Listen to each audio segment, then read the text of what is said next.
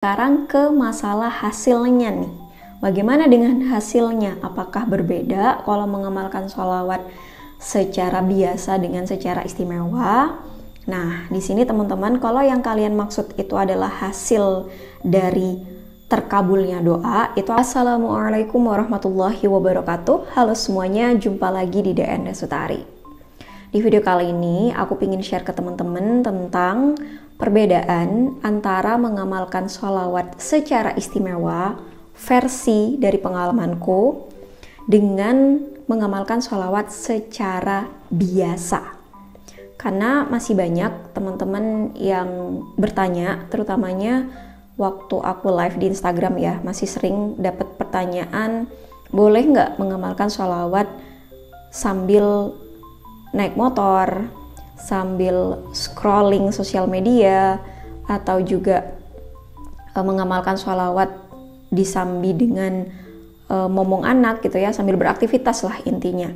Sedangkan cara mengamalkan sholawat yang biasanya aku lakukan, kalau teman-teman sudah ngikutin videoku dari lama, itu aku lebih sering nge-share bahwa amalan sholawat yang aku lakukan itu kayak benar-benar dikhususkan di waktu tertentu, kemudian juga biasanya sambil duduk ya, kemudian dihitung, dilakukan dalam sekian waktu gitu ya, hitungannya itu diselesain dan sebagainya. Jadi ada beberapa teman-teman yang masih kayak, apa sih bedanya kak kalau kita mengamalkan sholawat secara biasa sambil beraktivitas atau enggak dikhususkan seperti itu dengan cara yang seperti aku lakukan. Nah, di sini aku akan membahas tentang hal itu teman-teman. Sekali lagi, aku berpedoman bahwa mengamalkan sholawat itu pada dasarnya bebas teman-teman. Silakan kalian cek videoku yang ini. Di situ ada keterangan dari seorang ulama yang lebih dalam ilmunya yang menjelaskan bahwa mengamalkan sholawat itu tidak ada aturan khusus, tidak ada aturan yang mewajibkan harus A, B, C, D, dan seterusnya. Itu artinya kalau teman-teman saat ini mengamalkan sholawat sambil beraktivitas, sambil naik motor, sambil scrolling sosial media, itu boleh. Jadi tidak dilarang gitu teman-teman. Kalian sudah mengamalkan amalan sholawat meskipun sambil beraktivitas. Meskipun mengamalkan sholawat itu pada dasarnya bebas, tapi kan kita juga harus memperhatikan adab ya. Karena kalau kita membaca sholawat, kita mengamalkan sholawat, kita kan sedang mendoakan Rasulullah, sedang memberi salam kepada Rasulullah, sedang menyapa Rasulullah. Nah, kita kan perlu juga nih memperhatikan situasi dan kondisi di lingkungan kita saat ini.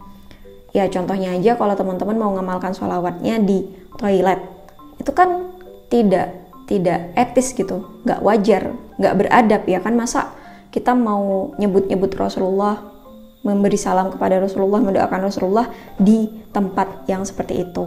Nah jadi kita juga perlu nih melihat situasi dan kondisinya. Sama juga waktu itu ada yang nanya, kak boleh nggak ngamalin sholawat, baca sholawat sambil scrolling TikTok? Boleh-boleh aja, tapi kita kan perlu hati-hati juga. Karena saat kita scrolling, kita kan nggak tahu nih, tiba-tiba ada FYP, ada video yang muter, video yang bisa dibilang kurang pantas lah kalau kita baca sholawat di saat kita melihat video tersebut. Jadi perlu hati-hati juga teman-teman, meskipun bebas, kita tetap perlu memperhatikan situasi dan kondisinya, kita perlu memperhatikan etikanya, adabnya, karena ini berkaitan dengan Rasulullah. Itulah kenapa aku lebih memilih mengamalkan sholawat itu secara istimewa teman-teman. Secara istimewa ini hanya istilah yang aku sematkan ya dalam pengamalan sholawat yang aku lakukan, karena istimewa di sini maksudnya lebih pada membuat sebuah situasi atau kondisi yang sekiranya memang hanya ada aku, Allah, dan Rasulullah. Jadi memang mengkondisikan kita tuh benar-benar quality time, menyediakan waktu khusus, gak disambi, gak dibarengi dengan melakukan apapun, gak sebisa mungkin gak diganggu oleh siapapun, karena itu tadi gitu, kita pengen benar-benar quality time, bersama Allah dan Rasulullah. Jadi yang menjadi poin perbedaannya itu adalah di pengkondisian.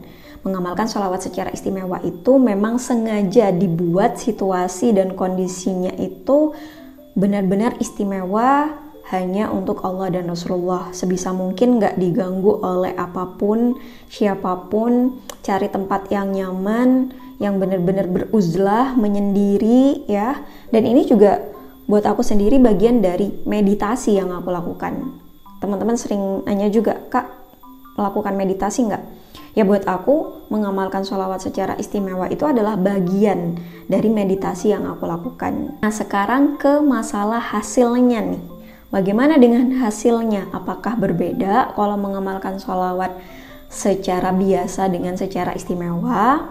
Nah di sini teman-teman, kalau yang kalian maksud itu adalah hasil dari terkabulnya doa, itu aku nggak bisa jawab. Karena yang tahu doa itu kapan akan terkabul, doa itu bagaimana caranya terkabul ya, itu hanya Allah yang tahu.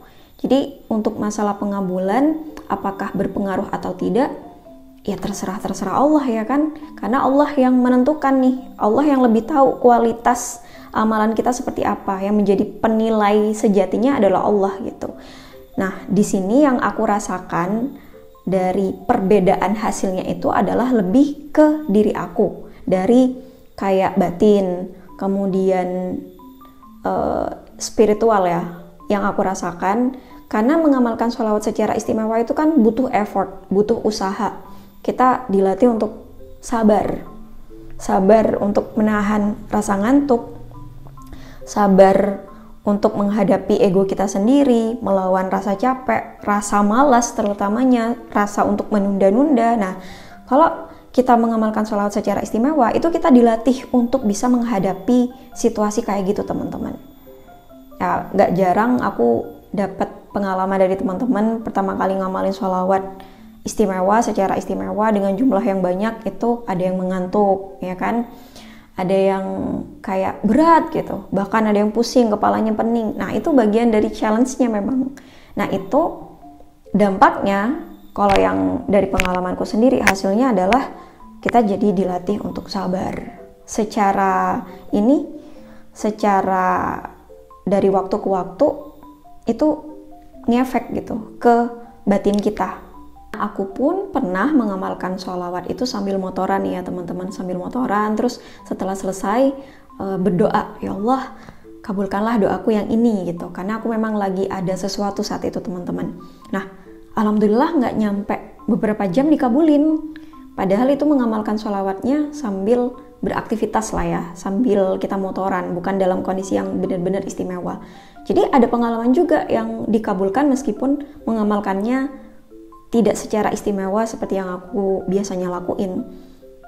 Jadi kalau masalah pengabulan doa itu balik lagi, terserahnya Allah kapan aja, bagaimana caranya ya, karena yang menilai hasil ibadah kita ya Allah ya kan.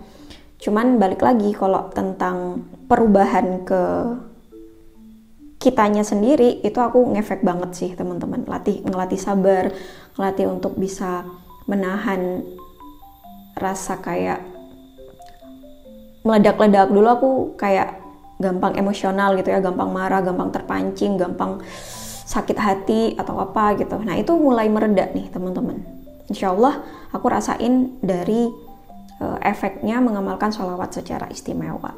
Oke, jadi itu tentang perbedaan mengamalkan sholawat secara biasa dan secara istimewa dari pengalamanku teman-teman. Silakan kalau kalian punya pengalaman atau punya pendapat lain tentang hal ini, kalian bisa komentar di bawah ya. Jadi kita bisa saling belajar, saling berdiskusi, saling bisa buka pandangan lah bagaimana pengalaman kalian selama ini.